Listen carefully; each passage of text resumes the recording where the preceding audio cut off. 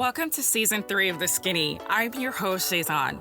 So many things happening all at the same time. Incredible conversations and movements that have been ignited and reignited. Much to learn and even relearn. This season on The Skinny, we dig deeper, cutting the fat and getting right down to the nitty-gritty on topics that impact our lives.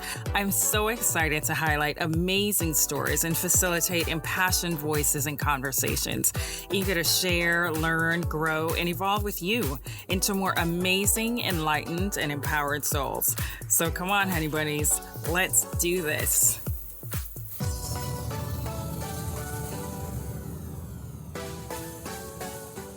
Hi, everyone. It's SHAYZON. Thank you so much for joining us for another episode of The Skinny with SHAYZON. Before I go any further, have you taken a moment yet today to remind yourself of how amazing and resilient you are? If you haven't gotten around to it yet, and no one else has told you, allow me to do the honors. You are pretty amazing. Here you are, making it through another day and another week, navigating the unknown during a pandemic and making waves while you're at it.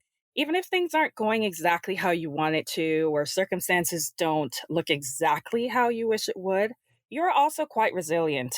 According to the American Psychological Association, resilience is the process of adapting well in the face of adversity, trauma, tragedy, threats, or even significant sources of stress, which right now we would say is our 2020. So time for reflection and conscious decision making is so important, and now more than ever. And more, we are wanting to be sure that our consumption, along with how and where we are spending our dollars, is also matching up with our value system. We all wear clothes of some sort every day.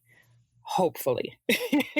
And society's demand for it is steadily on the rise. Production of garments have increased tremendously, and that's since the early 90s, along with the birth of what we now know today as fast fashion. So this cycle has resulted in careless production system to feed the needs of our endless consumption, and we all play a part in this.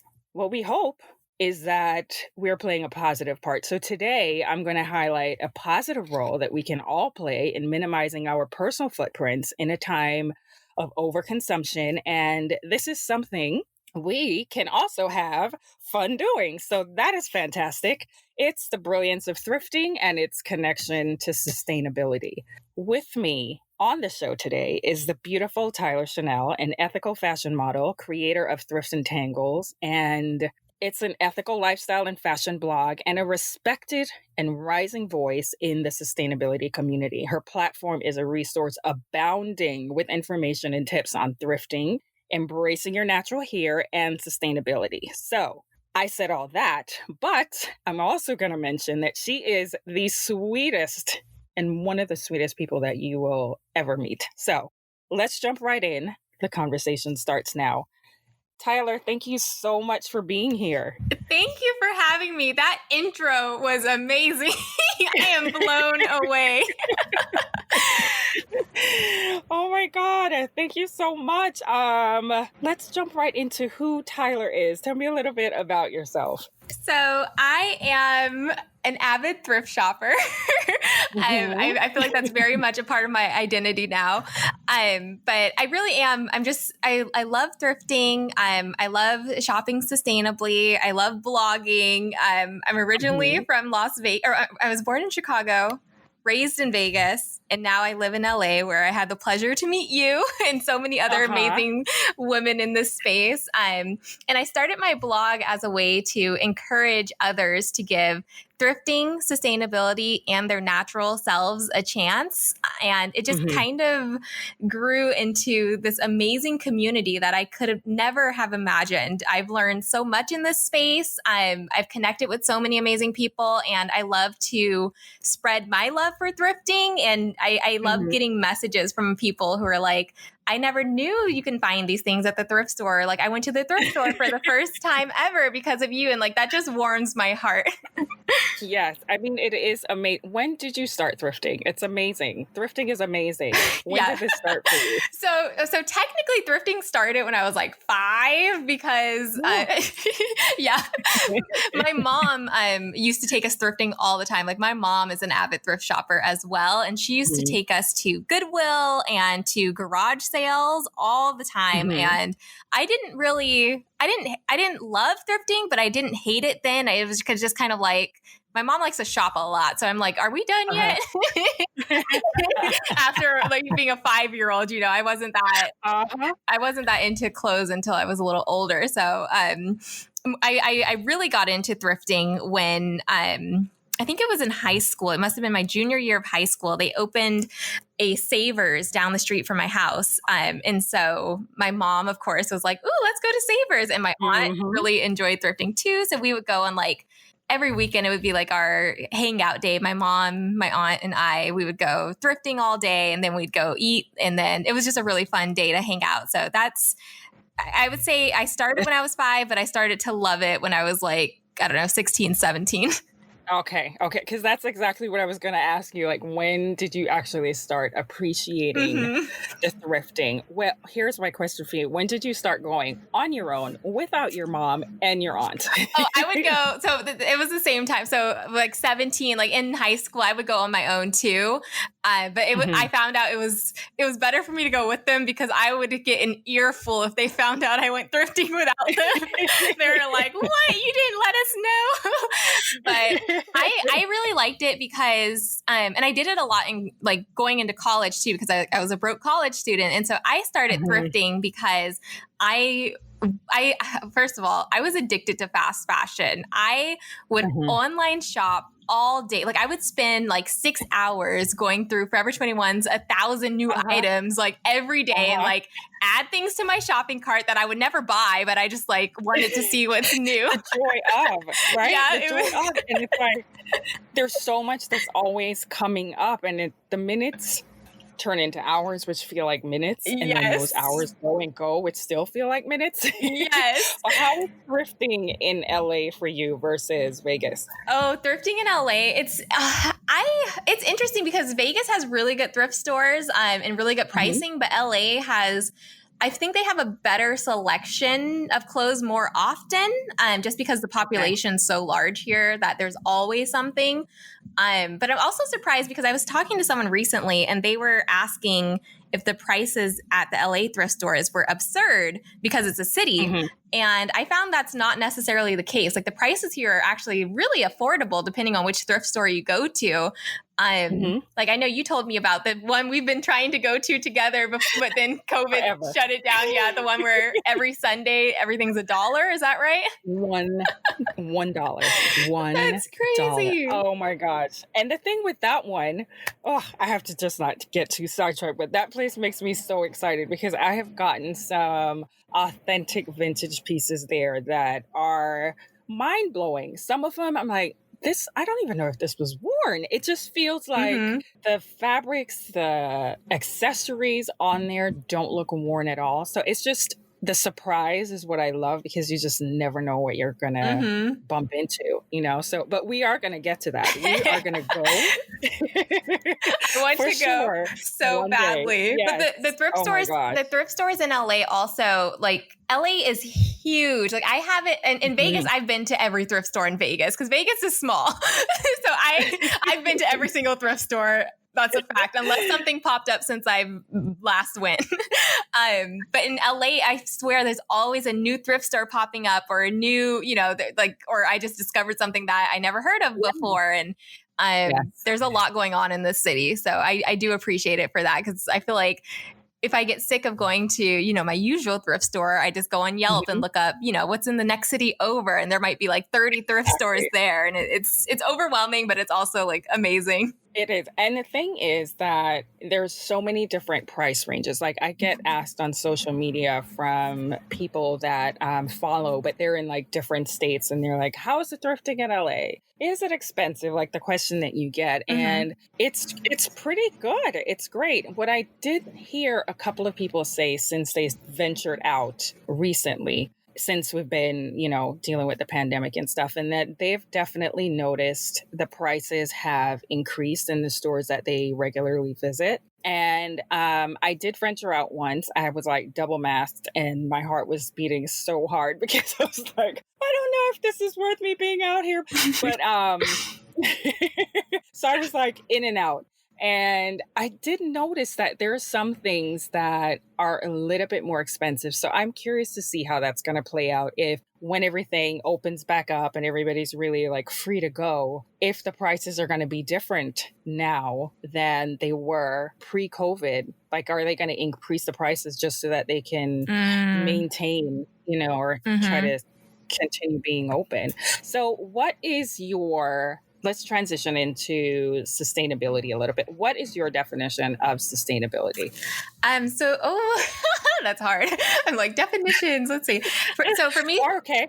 If not definition, then what's your view? What's your take on it? Okay, yeah. I was like, yes. Definition, that word scares me for some reason. Yes. So my take on sustainability, it's just doing things that will make it so humans will have the longest chance at survival, the planet will have the longest chance at survival, and the animals on the planet as well. So for me, to be sustainable, you have to treat people fairly, right? You have to treat communities fairly, which is not the case in a lot of places, unfortunately. Right. And you have to, treat the planet fairly, and you have to not exploit any of those three things. Don't exploit people, planet, animals. So I like to say the planet and its creatures.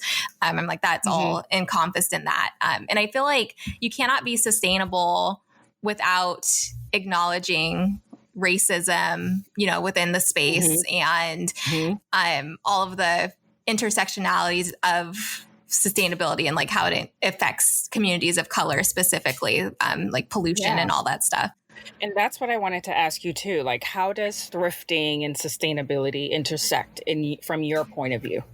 So it's interesting because I'm going to go down a rabbit hole really quick, but it's interesting because I first got into thrifting just because I was a broke college student, and that was my way to upkeep my wardrobe, to keep up with like my crazy like fast fashion habits that I quit. I wanted to thrift, but I was thrifting to save money, and I never saw it as something that was necessarily sustainable because I was only looking at it as like a budget friendly thing to do. And then with Thrifts and Tangles, I only talked about thrifted fashion and natural hair because I didn't think sustainability made sense. Like I would tell my friends all the time, I want to talk about sustainability. I'm trying to live more sustainably. I switched to reusable, like everything or whatever. And I'm like, it doesn't make sense because I talk about thrifting and natural hair. And they were like, what are you talking about? Like you can make it work. Yeah, exactly. But in my mind, it made no sense. And I didn't see a lot of people online connecting the two. But then when I started learning more about sustainability, I realized thrifting is one of the most sustainable ways to shop.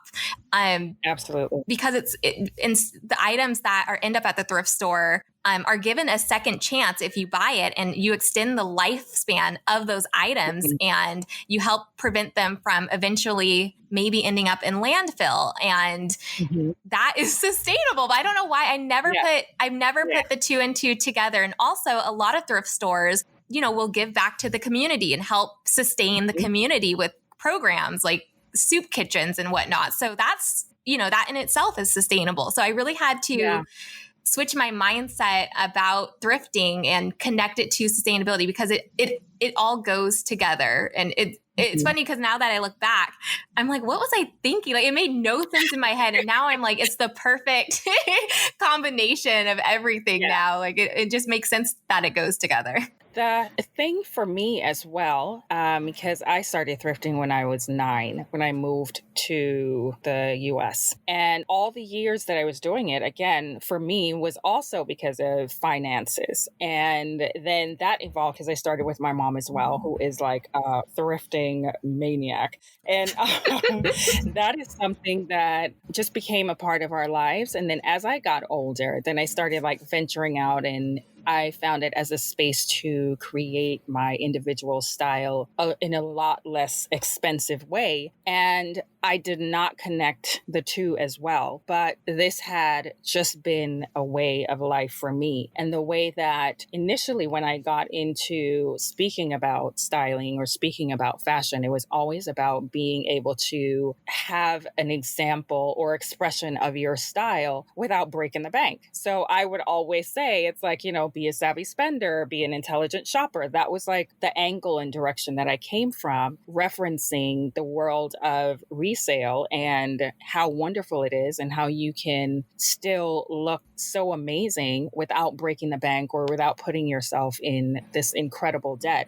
So as time went on and of recent years, then I realized, because I'm nosy. So I started reading and digging in because I love fashion. I love the ins and outs of it, from creating it all the way up to seeing it worn and the whole design world. And so in reading more with time, realizing, okay, what's going on behind the scenes is very important and it means a lot to me. And also, here it is that what's going on with thrifting and resale is contributing to the benefits and the pros of a lot of the cons that's happening behind the scenes. It's the same thing that happened to me. It was like, as things evolved, then I started realizing the connection, and it's coming from a really genuine place for me because it's been my life. That's all I've known here since I've been in America, is this way of going about things. But what I am happy about, which I'm sure you too, is that we've just been effortlessly contributing to the pros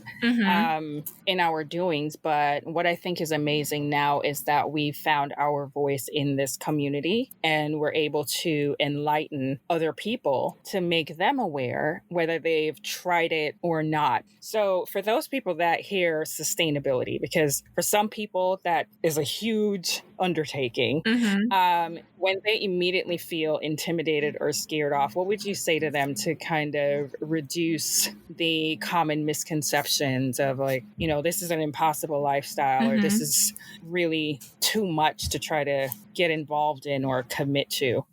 So it definitely is. The idea of sustainability and switching to a sustainable lifestyle does sound intimidating and hard, right? It's like, how am I supposed to do that? And you feel like you have to get rid of everything you own and start fresh, which is not practical. I would say with my platform in general, I always tell people, give thrifting, sustainability, and their natural selves a chance, because I feel like all three of those things are very scary sounding. And like, it's like, is it really, like, I can't just do that. Like, what's my first step, right? Like, it sounds scary. But my whole thing is give it a chance. Like I always say, dip your toe in it, like do one thing that is more sustainable. So if you are used to like using, my fiance and I, we used to eat off paper plates every single day, like every single meal we had paper plates. We had actual china to eat off of, but we were just being lazy. We were like, we don't want to wash dishes, blah, blah, blah. And then we realized I did almost like a trash audit. And I looked at all the things we were throwing away and the amount of paper plates we threw away in a week. I was like, what are we doing? It makes no sense. And I feel like we were spending more money on buying paper plates than using the china we already own. So I'm like, okay, I was like, okay, we need to make a change. And we switched to china. And that simple switch was us becoming more sustainable. So I would tell anyone who's scared to get into sustainability, just maybe do a trash audit, or just take note of your daily habits and what are you spending money on and figure out where can you cut back? Like, what can you do to cut back? Like we used to get water bottles all the time, plastic water bottles. And then we actually ended up investing in a refill machine. And because of that, we're saving money in the long run, and we're not using so much, wasting over so much plastic water bottles. And it's just simple stuff like that. Or even like I see people. So, okay, I have a lot of thoughts going on right now. So I would say, evaluate where you can maybe become more sustainable and take it one step at a time. Just focus on one thing. You don't have to switch everything in your life. Just find one way that you could become more sustainable, but also you can get really creative and find ways to use what you already have, because that's the most sustainable thing you can do. So does that mean, they have these bags that are like, they're called stasher bags, and they're like reusable Ziploc bags. But if they're kind of expensive, if you don't want to do that, some people just wash their Ziploc bags and reuse them, and that's something that you could do that is sustainable. Or, using a towel instead of a paper towel, or all these things I like, because I'm like, okay, it saves me money in the long run. So I don't have to buy paper towels anymore. That's great. Like, but it really is like, take one step at a time. And there's a lot of amazing YouTube videos online where you can see like sustainable bathroom, right? And watch those videos. And maybe you don't switch everything, but maybe you switch from a plastic razor to a reusable safety razor, which I did. Yeah. And I've saved so much money. I can't tell you the last time I never have to buy a razor ever again. And it came with a pack of 100 razor blades. So I think I'm set for life. So that's pretty cool. Yeah. And the great thing too is that many of the things that we buy in the grocery store, we can then use them for other things. Like my husband, he loves tomato sauce, and he loves like when we're doing pastas and all of those things. So we're always buying those jars. And what we did is when we're done with them, they're the mason jars. So we use those for like our drinking glasses, and when we want to store things, instead of just tossing things away, you can use them and then keep the caps on there, and when you run out, then you just kind of restock. But instead of just like you were mentioning the water, I remember you and I spoke about, I think this was maybe a year ago, you and I were talking about water and the water bottles. And I was like, this is so horrible, because you're thinking it's convenient, but there's so many plastic bottles on a weekly basis. So that was one of the things that we did as well, was to stop buying the water bottles and then have the filtered container that we keep in the refrigerator. And so those are things that makes life more sustainable, which isn't an overwhelming adjustment to make. And one of the things that I had to tell myself, because I was in the beginning thinking, oh God, I felt guilty about like looking around and seeing all of the things that are quote unquote horrible in the sustainability community. But trying to get rid of everything at one time can feel overwhelming, but that's not what anyone needs to do. And if that's their thought process, then that probably could be what's scaring them away. But once you can start incorporating like one little thing or two things and continue from there, if everyone is doing that, we're already doing such an amazing improvement to every area. It's like to the planet, to our spending, to our outlook on life, and just our approach and everything. So it really is something that doesn't have to be overwhelming. But I wanted to find out like your point of view on that, because I know it's something that can feel really intimidating. I wanted to share this with you. The thrifting and sustainability community has grown, or is growing tremendously, and it's actually increasing at a rapid rate. And according to Forbes, when I was reading up some articles, like their quote is resale is exploding. And then according to the New York Times, buying habits are changing. People are becoming more deliberate with their spending, both out of economic necessity and the shift in values. And then according to the Global Data's retail analytics research, which they did last year, the resale market has grown 21 times faster than the retail market, which we know, and that was just over a 3-year period. And we know that retail has been suffering so much. So to see that the resale industry is actually growing so much. I did a show it was about 3 years ago on this, how much it was growing. So for me to come back over the stats now and see that, oh my God, it really has grown so much. And then based on the 2020 resale report, the traditional thrifting market, because you have like the resale market, which includes every area, which is like vintage, consignment, and all that stuff. But the traditional thrifting market has an estimated 5 year growth projection, and it's going to jump from $21 billion is where we are currently. And they're projecting that aspect of the resale industry to jump up to 28 billion. So Oh, that to wow. me, I'm like, that's so huge that it's growing that fast when the other areas are suffering. So that's encouraging to me, because I'm like, well, if the numbers are growing, that means more people are becoming a part of it. And these Mm-hmm. industries, these stats are reflecting the major growth in dollars. So with you, are you personally seeing an increase in people within the thrifting and sustainability community? Do you feel like it's growing in a way that you can actually see it as you're moving through social media and just out and about? Yes, definitely. I love fashion bloggers. I've been following fashion bloggers like Mhm. since like, I Yeah. don't know, 20, I don't know, 20, I don't even know, 2008. I don't know. Uh-huh.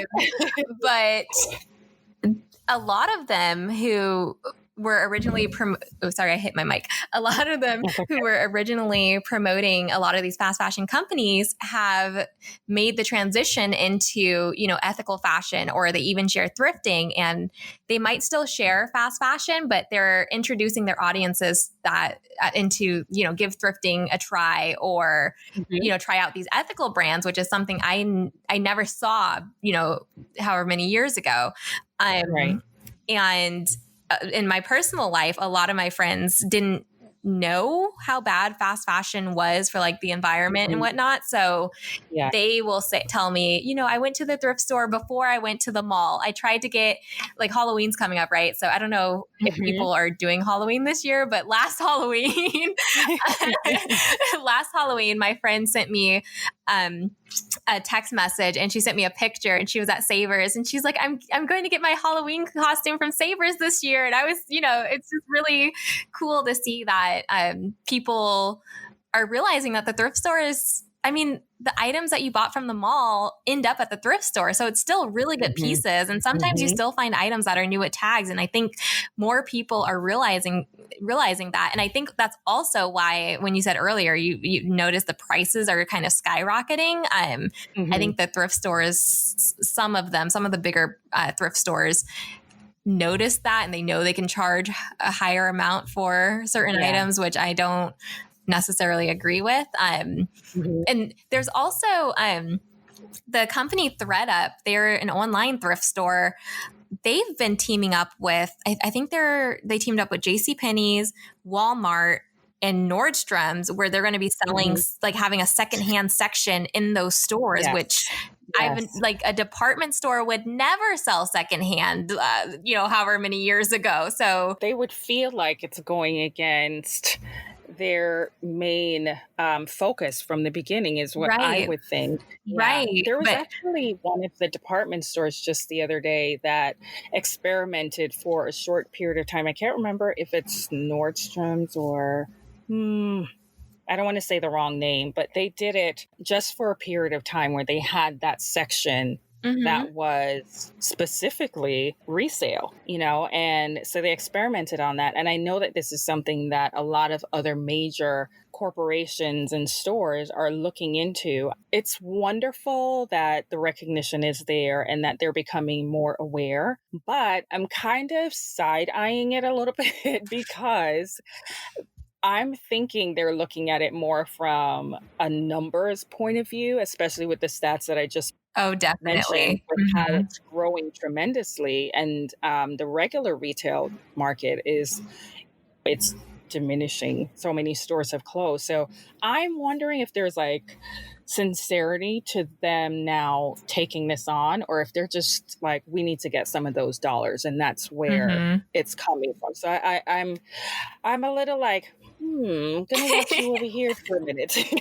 Me But too. when Me it's too. something, yeah, it's you gotta watch them, because there's so much like greenwashing and all of that Mm-hmm. stuff that's going on. So, when they do that, you're now wondering, are they just wanting some of the money? Are they going to price it higher than a regular thrift store? Are they going to do it in a way where they start knocking business off of the regular thrift stores, which are Mhm. giving back to the community, like you said? So I don't know. On that one, I'm I'm watching to see. I think we've been duped a number of times with intentions in these big Mhm. corporations. I'm like watching a little bit, but there is this creation that you made. It's called Take a Chance Thursday, and it includes 3 hashtags. And this is something that you have started so that your followers can participate. So tell us a little bit about Take a Chance Thursday, what prompted you to start it, and also what are the hashtags? Yeah, so okay, I love seeing when my community goes thrifting and they'll Mhm. DM me and be like, "Oh, I just got this at the thrift store," and I'm like, they'll send it. They were sending it to me pretty often, and I'm like, "Can I share this to my stories?" And they usually would say yes, but Mhm. normally, I would see it, and then if I remembered to, I'm not the best on like keeping up with my stories. I would repost it to my stories, but I'm like, this is such an amazing thing. And I think everyone in this community should be able to see, what everyone, got from the thrift store or whatever it may Yeah. be. And just really, I Yeah. wanted to build more of a community than I already have. And so I figured every Thursday is going to be Take a Chance Thursday. And what I do is I encourage my community, and anyone not in the community yet, you're welcome to use it as Yeah. well. But the hashtags are give thrifting a chance, give sustainability a chance, and give natural self a chance, your natural self a Mhm. chance. Give It's natural give natural self. Yeah. I should know my hashtags, but apparently I I don't. yeah, it's give natural self a chance. Yes, but Oh I'm man. actually going to include this in the show write up and when I post it on the website shayzon.com so that they can Mhm. actually go and see and participate in it as well. So if you guys don't remember what exactly we're saying right now in terms of the hashtags and some of the other details, I'm going to Mhm. include that with the show write up. So don't panic if you're driving. I don't know where you are while you're listening. I will take care of you. I will have all of this information. Because I was like, I don't even know my hashtag, so I don't expect anyone I to have remember. them. Yes, Go thank ahead. you. Thanks for clarifying. Because I was like, what is it? But the whole it's amazing because I think by first of all, I posted that and didn't think anyone was going to use the hashtags because I use it Uh-huh. myself. I thought it would just be me, and the first week, people started sharing their thrift finds and sharing their little sustainable swaps and sharing them without makeup. And I Mhm. was really shocked to see that this is something that people were excited about because I'm excited about it too. So I was thrilled that it's actually creating community. And by searching those hashtags, I think that seeing what other people got from the thrift store or seeing what other things people are doing to be more sustainable makes it easier for you to become more sustainable because you're like, hey, this person got, this person switched their plastic bag to a reusable bag. Mhm. Maybe I could do that. And it just, opens up the discussion a lot more. And it's beyond me now, right? Like I can only say so much. So now the community is interacting with each other and that's all I can ask for. Yeah, because what happens is a lot of people will be curious about it, but then they don't know where to start or they don't know what to do. They have no idea, like, okay, so that helps me. I can use one of my sauce jars as Mm-hmm. cups instead of using the disposable cups all the time. I can switch to, the water filtering container instead of all of these water bottles that we have all the time. And I'm a mom. So seeing all of the water bottles, just going to vent for 2 seconds, all of the water bottles from everybody that was drinking in the house, just like, oh my gosh, it was Mm-hmm. so crazy that we were accumulating so much garbage just from this at the end of the week because we drink a lot of water. We don't do sodas and stuff. So those things that you're doing, it allows other people to get a visual of not only what they can be doing, but then also like, hey, I didn't know you could get that at a thrift store, or Mm-hmm. that it kind of piques the interest and shows them that it really is doable. And one of the highlights for me with thrifting is whenever I'm able to like go somewhere and I know my outfit is just $5, or I'm at, which I've done, I've gone to like industry events and it just tickles me so much that I'm like, I am in a dress that's like less than $10. As a matter of fact, this is a gown. That's awesome. And just knowing that you're able to do this and still express your style is a huge plus for me. You're helping the environment, you're saving money, you're still able to express your unique style because everything in there is one of, unless they have that grouping of things that you might see that will come in from the other stores that will donate to the thrift stores. And then, like you said earlier, many of the things have the tags on there. And that is what I call like a huge score. Those are like major scores for me when the new tags are still on there. But what are some of the pros and, well, there are many pros and cons to thrifting, but what are some of the pros for you? For me, the pros are, like you said, I love being like, if someone compliments my outfit, I'm like, oh, it was only $5. Or, you know, I love that aspect. I love, like you said, everything in there is unique. You can really play around with style a little bit more, or even play around with trends. Because it's not, you know, breaking the bank, you can try, you know, a look that might be outside of your comfort zone a little bit. I love, like, in Vegas, I used to go thrifting a lot. So I was able to build relationships with the workers and, you know, get like the inside scoop of thrifting. And I feel like the thrift stores are interesting because it's not like a normal store, right? They get very unique inventory. So once you get to know the workers, once they know your style, they'll be able to bring you clothes that match your style, or tell you, you know, we just got this super rare, I don't know, record player in, like, you could be the first to get it. And like, there's just a sense of community that I never had, like going to the mall, like even like with the workers, obviously, like they were, you know, super sweet and, you know, bringing me clothes and whatnot. But then you see other people who are into thrifting and, you know, the shoppers. And I've had it where I've been at the thrift store, never met people in the day of my life. It's a total stranger. They'll come up to me and be like, hey, I thought this would look cute on you. Do you want this?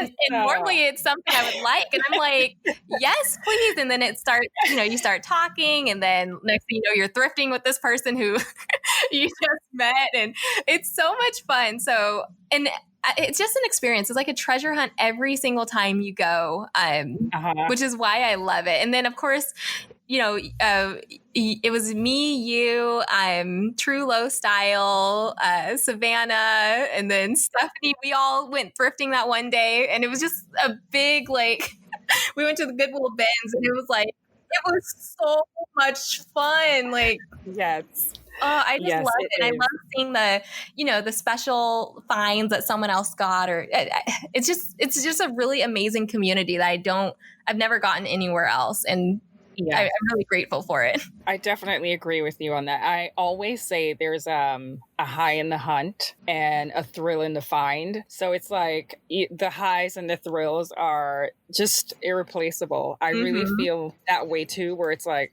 oh my gosh, I know when I get to the car, I'm like, do not put this in the trunk. This is going on the fence seat with me, because more than likely before I even drive off, I have to go back through the bag just to look at everything that I just got. Or if it's in the trunk, then I end up like pulling the things out before I drive off because I'm like so excited. What advice do you have for someone who would like to start thrifting, but they feel a bit intimidated or overwhelmed by the idea? I would say the best thing you can do is figure out your style. So for me, what I had to do was I created a Pinterest board and started saving anything that caught my eye on Pinterest. And then I went through and kind of analyzed the board to see what did the items have most in common, to kind of determine my style. So I discovered I like stripes, I like florals, I like certain textures, certain colors, certain fits. And that way, now that I know my style, thanks to Pinterest, I'm able to, when I go to the thrift store, I'm able to seek out those pieces specifically. So thrifting is very overwhelming. So depending on which store you go to, it's like you walk in, you're like, where do I start? Right. What do I do? But if you have an idea of like what style you're going for, or even like, let's say you go and you are wanting to get a dress, like you can immediately go to the dress section and you don't have to dig through the racks. You can just what I do is I slowly walk down the aisles and I like just eyeball everything until I see, oh, that's floral. Let me see what that looks like. And like, I look for those things that I know matches my style. I feel like that makes it a lot less overwhelming. And then also having an idea of what you want a little bit. Thrifting, yes, is a treasure hunt, but it's easier if you go in with something in mind. And yes, it is. you might not necessarily find that item, which can get frustrating, but it definitely makes it so you don't have to take the thrift store on as a whole. Like you could break it down into sections. Definitely. The way that you look out for your stripes and your florals, I'm a fabric texture person. So I do the same thing. I'm like, it's the art of the scan. Yes. And so I'm like, major scanning is going on, but I'm actually looking at the fabrics and I'm looking at prints as well. I'm so in love with colors, and I love when a lot of colors are all mixed up together on one piece of fabric. I'm like, oh. So one of the things for me is the textures of the fabrics are a big indicator to me as to what item is going to last a long time. You can feel if something is more sturdy, the quality of it, if it's supposed to be like a stretch shirt. Is it something that is snapping back when is it durable? So those are some of the things that I look for, is the quality of the fabric and the feel of it as well. I use my fingers a lot, which right now is why I just kind of like scanned when I went the last time, because I was like, I don't want to touch too many things. But that is one of the things that I think is brilliant that you said, is go with an idea, especially if you're going for the first time or if it's new for you.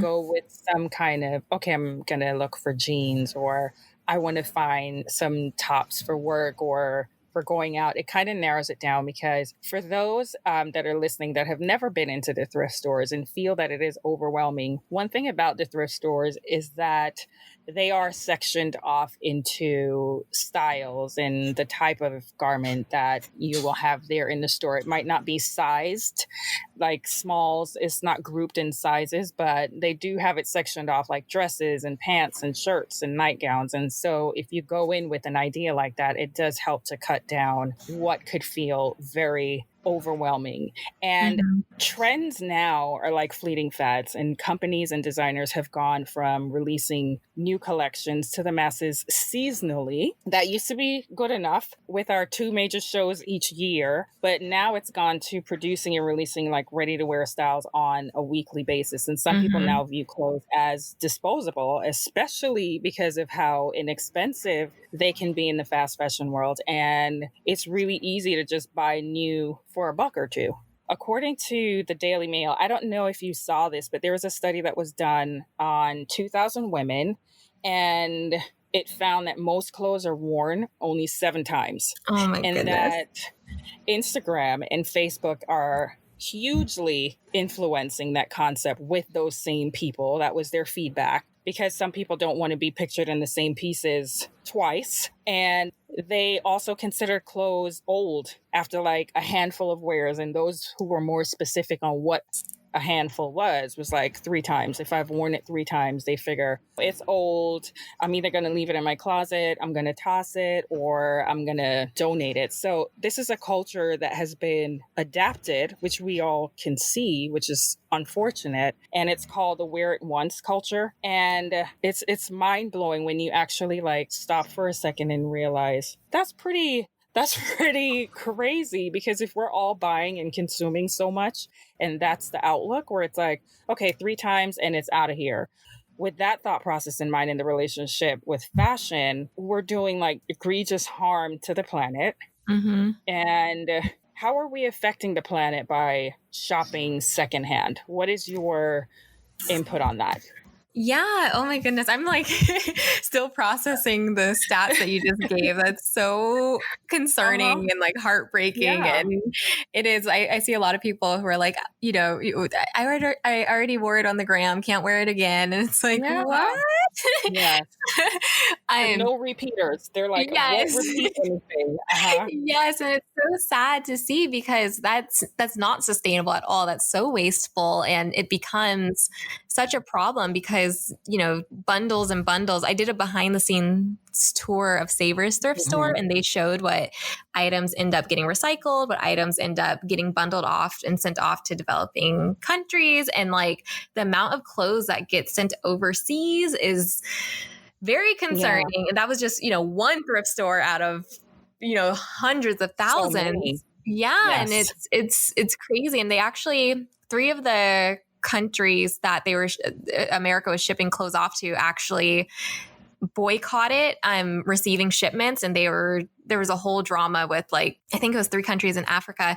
They were saying we're not going to accept your secondhand bundles anymore. And so basically the problems that the items that we are shipping away to become someone else's problems are going to be our own problems because other countries are fed up with us, so Exactly. that's why Exactly. thrifting is amazing. So by thrifting, you are keeping items out of the landfill. You're extending the lifespan of the item because that item is, like I said earlier, it's giving that item a second chance.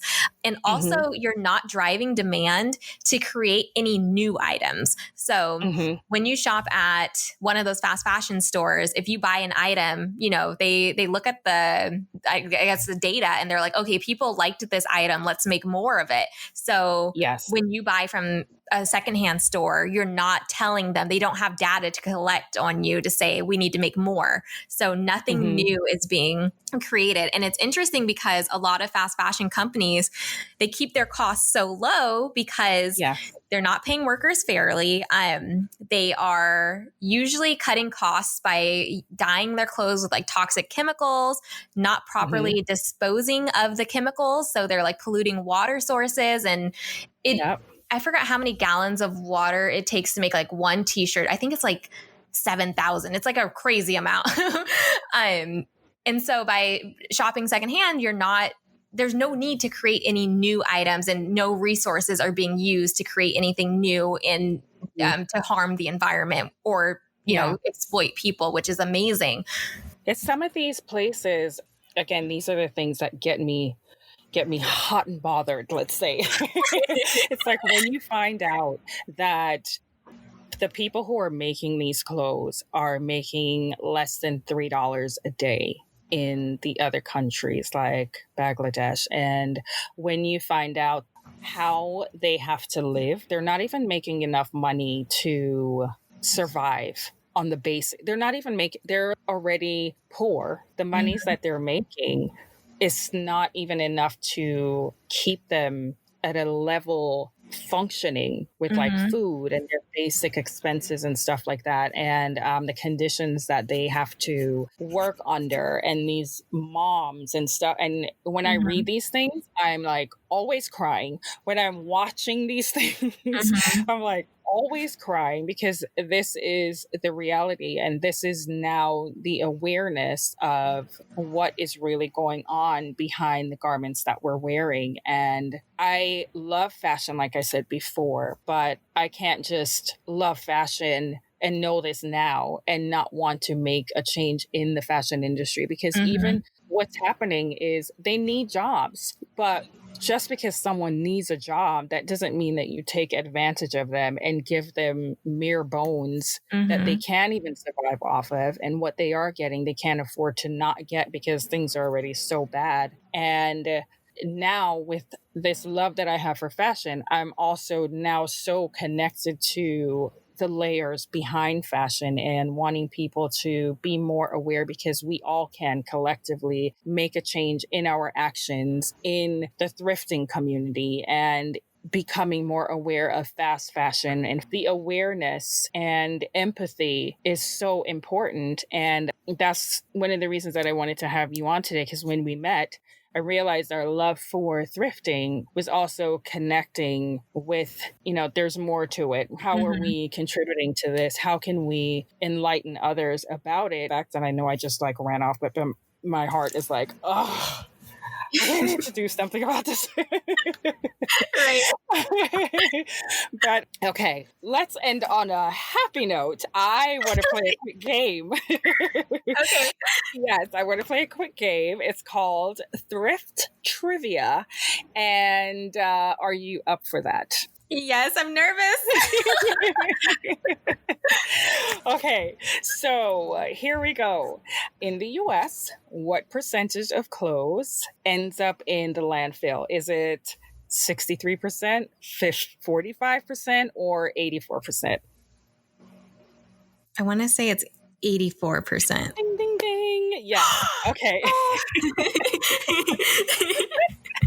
Okay. That's a Next lot. one Wow. is how many years does it take for clothes to break down in the landfills? Is it 170 years? Is it 50 years? Or is it 200 years? Okay, it's not 50. We're gonna do that. And I'm like, let's do 50-50 now. I kind of want to say once. I think it's 200.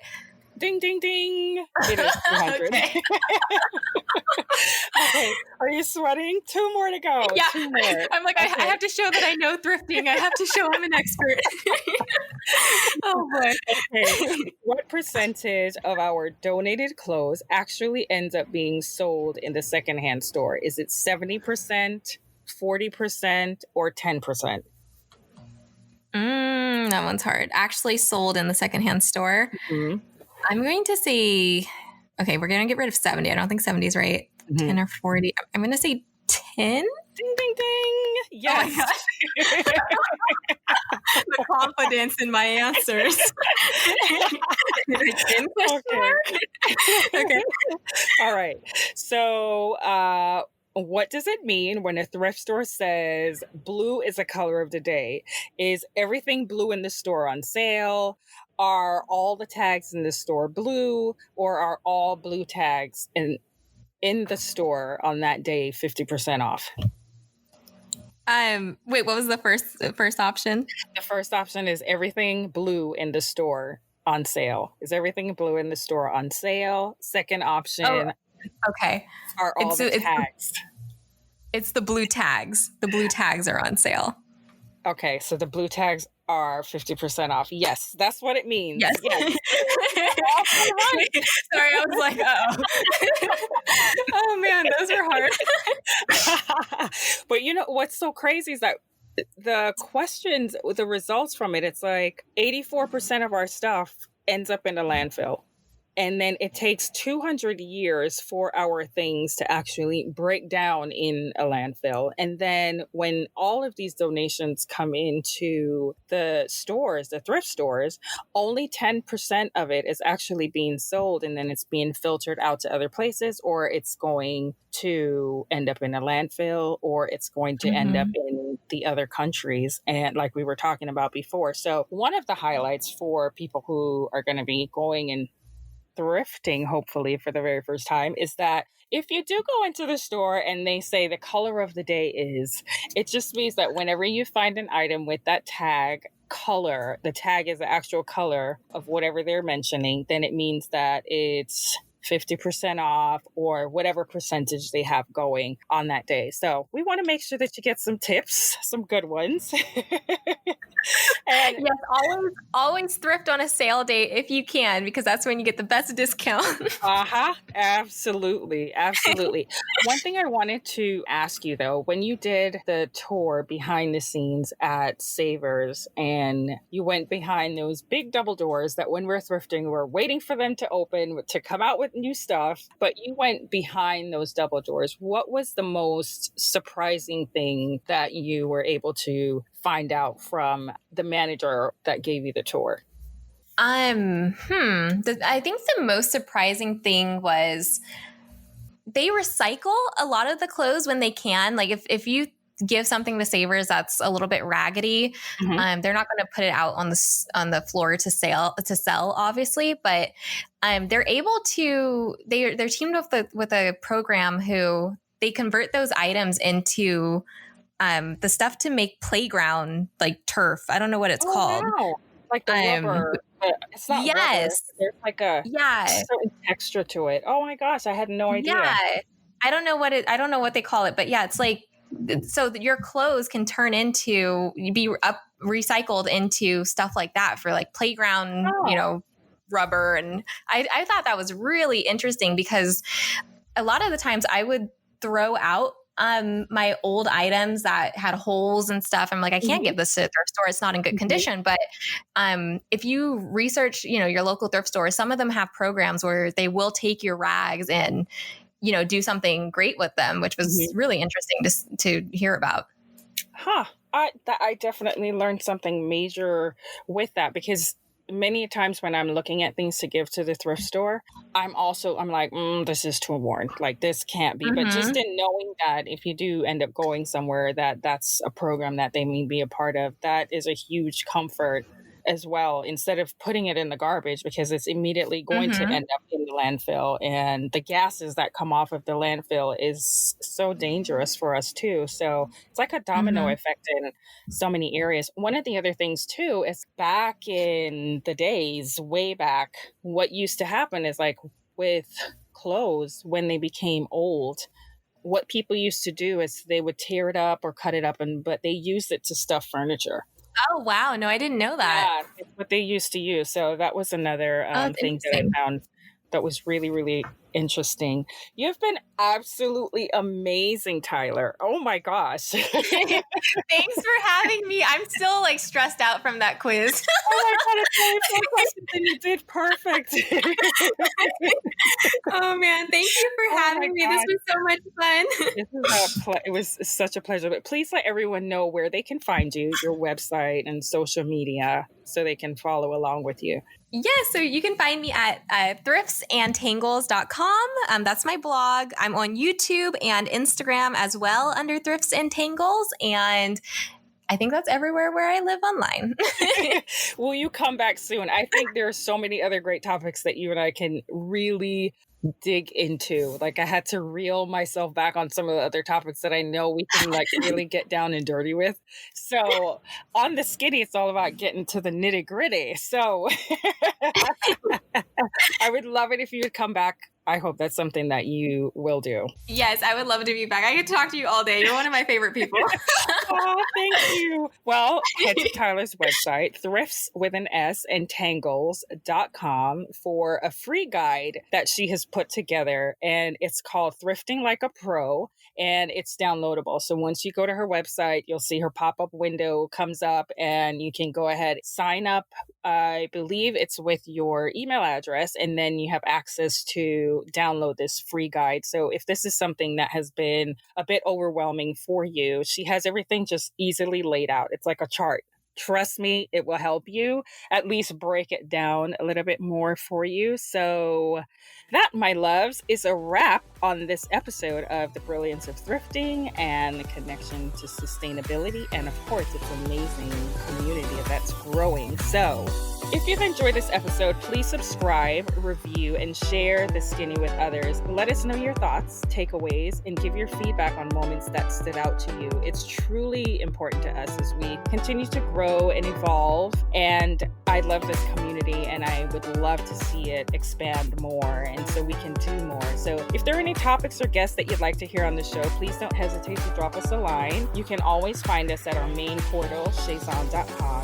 For all the goodies and latest updates on the show, head over to Instagram and follow The Skinny Podcast, and that's SKINNI Podcast. And for a peek inside the life of the voice behind the mic, follow at SHAYZON. That's SHAY, Z as in zebra, O, N as in Nancy. You've been listening to The Skinny with me, SHAYZON. Thank you so much for sharing your time and light with me in this space where we are all heard, seen, valued, and loved. Never forget, you are beautiful. and deserve to live a happy and empowered life. Meet you back here for next week's episode. Bye, honey bunnies.